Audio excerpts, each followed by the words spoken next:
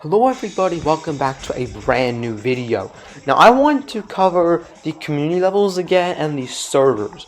The last video was kind of clickbaity, I know, I apologize. But basically, I was talking about how these servers will not be shut down anytime soon according to Steven Isabel, which is good news.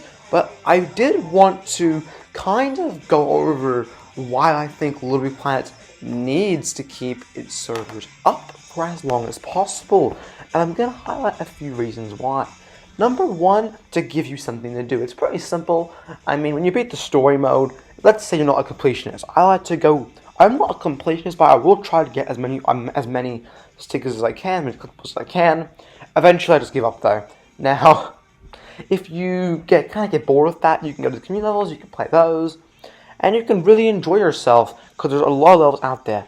Number two is keeping the player base alive, and the only reason you have any sort of player base so around Planet 3, which consists of a few thousand people, which isn't that bad considering all the game is basically just because they've been making levels. The only reason they're still making levels is because they love making levels, and they make them on the community. Now, any game that has had the community stripped away from it dies immediately.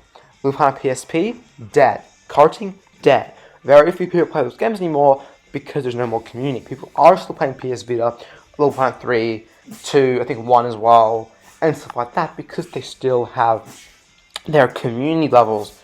Number 3 is to keep the community engaged before the next game, because the Big Adventure is fun. Okay, it's a good game, but it isn't going to keep people engaged with LittleBigPlanet like a Planet 4 would, because it just doesn't have a community. There's nothing really to do. Once you beat the story mode, let's say you want to 100% it, that won't take too long if you're really good at the game, or if you're just cheating using the internet. So it kind of ends up in this position where you're like, oh shit, I have nothing to do.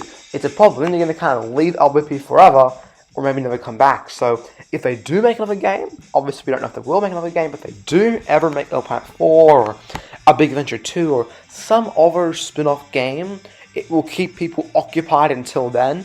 As a side note, I do think the next Second Adventure game, or Planet 4 game, has to have some kind of community level thing. What I want them to do is, you know how Planet 3 had those challenge levels, which would like every 2 weeks they would change, and you would play them, they were really fun? Well, you can still play those now, and I think they should port those over, or a version of those, to a Big Adventure, just so you have a reason to come back every now and then to play the latest challenge. That would be kind of cool. Another reason is to basically keep up the content for the game, because this game will run out of content quickly. I think that if you keep the servers open, it will allow for fresh streams of content for people to play. Obviously, there are tons of levels, but I do think that the community should be taken care of better. The LBP.me is still down for some reason, and I really have to take care of that a little bit. That's the end of this video. I kind of wanted to go over why I think we should keep the community servers up for as long as possible. Ideally, until the next LBP game comes out. If the next LBP games has online servers in it, then I see no reason to support the first 3 games in the series. If it doesn't, then the other 3 will need to be supported for a long time. That's just kind of my thing, that it needs to keep people occupied and keep people engaged with the franchise until a next game comes out that can do the same thing. That's the end of this video. Thank you all for watching. Like, comment, subscribe.